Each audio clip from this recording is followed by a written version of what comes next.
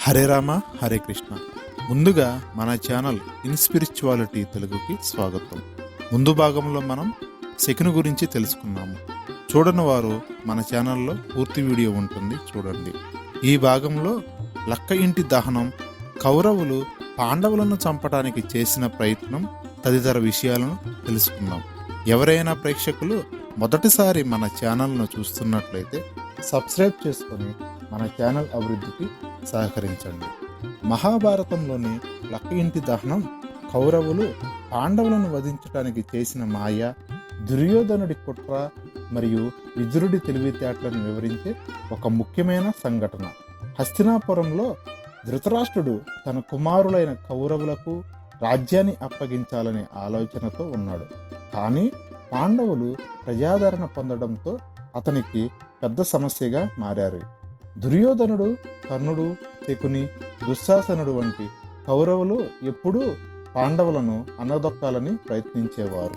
పాండవులలో ధర్మరాజు న్యాయపరుడు, భీముడు బలవంతుడు, అర్జునుడు గొప్ప విలుకారుడు, నకుల సహదేవులు తెలివైన వారు. రాజ్య ప్రజలు వీరిని ఎంతో అభిమానించేవారు. దుర్యోధనుడు తన తండ్రిని ఒప్పించి శకుని సహాయంతో పాండవుల మీద ఒక భారీ కుట్రకు సిద్ధమయ్యాడు.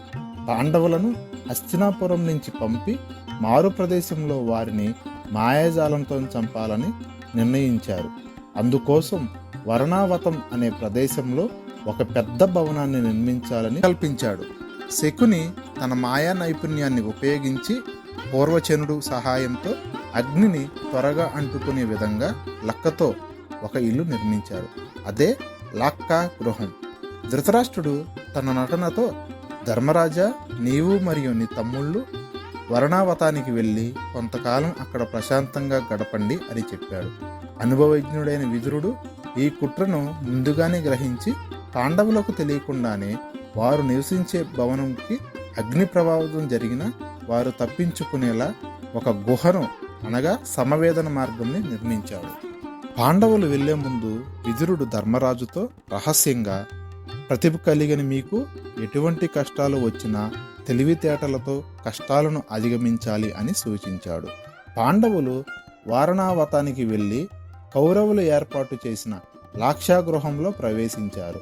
ఆ ఇంటిని సంపూర్ణంగా పరిశీలించిన తర్వాత ధర్మరాజుకు ఏదో అనుమానం కలిగింది. భీముడు గోడలను గట్టిగా తట్టి పరిశీలించాడు. ఇది మామూలు ఇల్లు కాదు, ఇది లక్కతో తయారైనది అనిపిస్తుంది అని అన్నాడు. అర్జునుడు దానిని మరోసారి పరిశీలించి, నిజమే, అగ్ని వేస్తే ఇది వెంటనే కాలిపోతుంది అని ధర్మరాజు సందేహంని బలపరిచాడు. పాండవులు అక్కడ ఉండే సమయంలో పూర్ణాచంద్రుడు అనే నమ్మకస్తుడిని తమ వెంట తీసుకువెళ్లారు.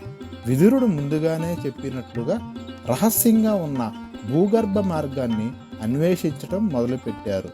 కౌరవులు ఎప్పుడైనా మమ్మల్ని మోసం చేయగలరు, మనం సిద్ధంగా ఉండాలి అని ధర్మరాజు మిగిలిన పాండవులతో అన్నాడు. భీముడు తన శక్తితో భూగర్భ మార్గాన్ని మరింత విశాలంగా తవ్వడం ప్రారంభించాడు.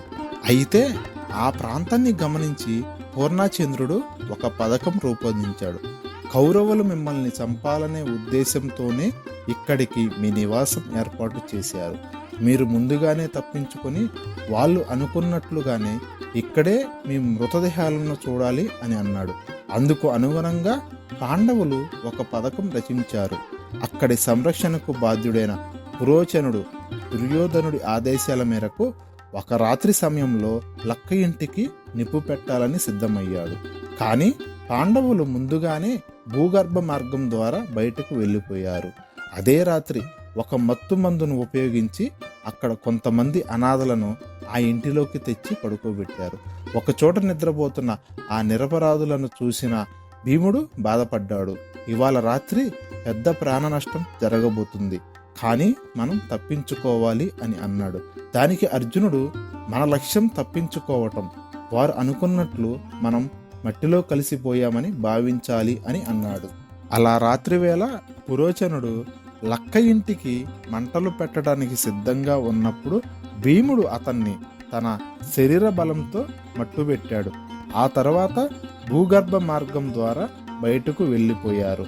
అప్పటికే లక్క ఇంటికి మంటలు అంటుకొని క్షణాల్లో అది పెద్ద అగ్ని కేదారంగా వ్యాపించింది. లక్క భవంతి మొత్తం కాలి బూడిద అయినది.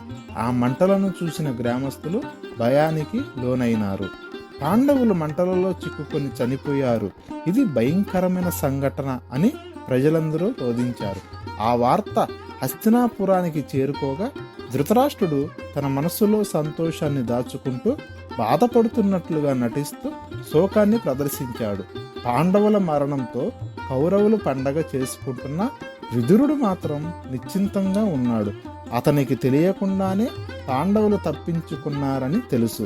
పాండవులు అడవిలోకి వెళ్ళి నిర్జన ప్రదేశంలో తమ తల్లి కుంతిని కలిశారు. అప్పుడు నకులుడు, ధర్మరాజా, నీ తత్వజ్ఞానంతో, భీముడి శక్తితో, అర్జునుడి ధనుర్విద్యతో మనం ప్రాణాలతో బయటపడ్డాం అని అన్నాడు. ఈ విధంగా దుర్యోధనుడి మాయా కుట్ర విఫలమై విదురుని తెలివితేటలు మరియు పాండవుల చాతుర్యం కారణంగా వారు ప్రాణాలను కాపాడుకున్నారు.